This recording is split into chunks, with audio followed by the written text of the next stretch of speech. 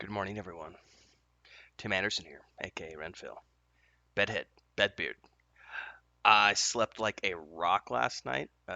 Last night was my second night after my COVID shot, my first COVID vaccination. The first night I didn't sleep because I had a fever and was feeling really bad. But last night, I think I went to bed at like, I think I slept, I went to bed at like 8 and I was asleep by 9. I didn't wake up till 7 and I feel normal this morning, which is great. I had a good night's sleep, which rolls into today's update, which is Uh, the next update in the novel, in the book series. My brother and I have been trying to schedule a brainstorming session for the past couple of weeks to iron out some details of the how the casting system works for the Church of the Elder Ways related to the tabletop. But that also led me to the next part of the book outline as a result of that, which was great because there was a there was a point where I had kind of put the book outline on hold until we had gotten further in the development of the tabletop world setting. And I was able to dive back into that today. So today's update for Project Dramond is the next three chapters in the book outline. We also had a brainstorming session last night. It wasn't long enough to record. We were talking about family stuff a lot as well, but we got into some of the like I said, some of the church casting. But we also ironed out some details. We're going to be making some modifications to the Patreon here in the next month in July. We're just going to be refining things out a little bit more with the tiers. And the $3 tier in particular is, and I mentioned this I think a couple episodes ago, the $3 tier we're going to be um, publishing the book chapters are going to be starting to be published at least once a month, once or twice a month. We're going to be publishing chapters from the book, and those are going to be available to the $3 a month tier.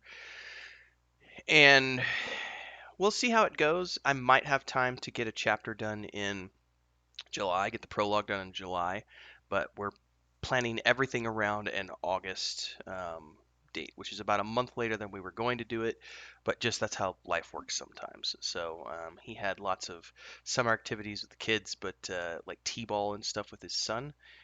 T-ball is ending soon, and as soon as that's wrapped up, we're going to be getting into playtest sessions for the tabletop game, the demo for the point and click adventure game, and so on and so forth. Anyway, today's update is a direct result of our brainstorming session last night. We ironed out some of the casting specifics for the Church of the Elder Ways, which led to the realization of, or not the realization, but the finalization of how the church users cast magic using their relics, using these quantum relics. What those quantum relics are, because before I had kind of theorized that maybe they were lots of different things, and then we kind of refined that and said, no, maybe the old ones from the times before could be many different things: a ring, uh, a breastplate, pair of boots, a compass, a leather pouch.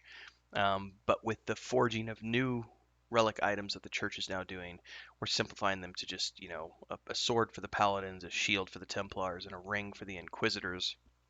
And this is where their power is bound.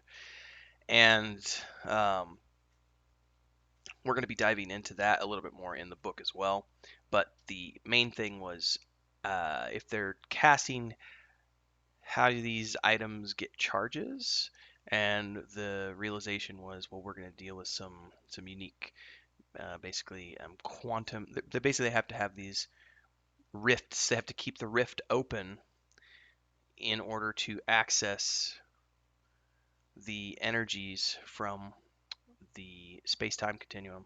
And so there always has to be a rift open somehow for that energy to be drawn forth. And so that brought us to the realization, well, there have to be devices that keep the rifts open, or other devices that open rifts that allow the relic items to draw power, which led us to the realization, well, there are probably these, for lack of a better terminology, we're calling them portable like power stations, kind of like a docking pad for your phone. Um, and that's why they're establishing so many outposts, is because they have to put these things in all these different places so that the relics can have a charging area, kind of like on Wi-Fi. And as long as they're within a certain radius, they can deal with that. So the chapter updates for today's update deal with the main characters of the book coming against, actually attacking one of the outposts and coming up against one of these devices for the first time, and then the repercussions of how they deal with that, um, which is very interesting. That's what I'm in the middle of. I've actually got more chapters already ready to go. But today's update only covers the next 3 chapters in the book, and then you'll have to stay tuned for the next update, which is going to cover the next 3 chapters. So hopefully you all enjoy. Don't forget, if you want to actually check out what we're talking about in the chapters this week, check out the post below. It's got all the details for the subscribers. Don't forget to subscribe to the channel here and hit the bell icon to get updates. And big thing, make sure you subscribe to the newsletter, which the link is below, because actually later today, as soon as I get done with this, I'm going and working on it next. I'm writing the first newsletter that we actually have a date set for the playtesting for the tabletop game, and we're getting that out to the newsletter subscribers. They get first pick of the slots, and we're going to be moving on into demos and stuff beyond that. So stay tuned for all of that. Until next time, safe gaming, stay healthy. I'll see everybody next week.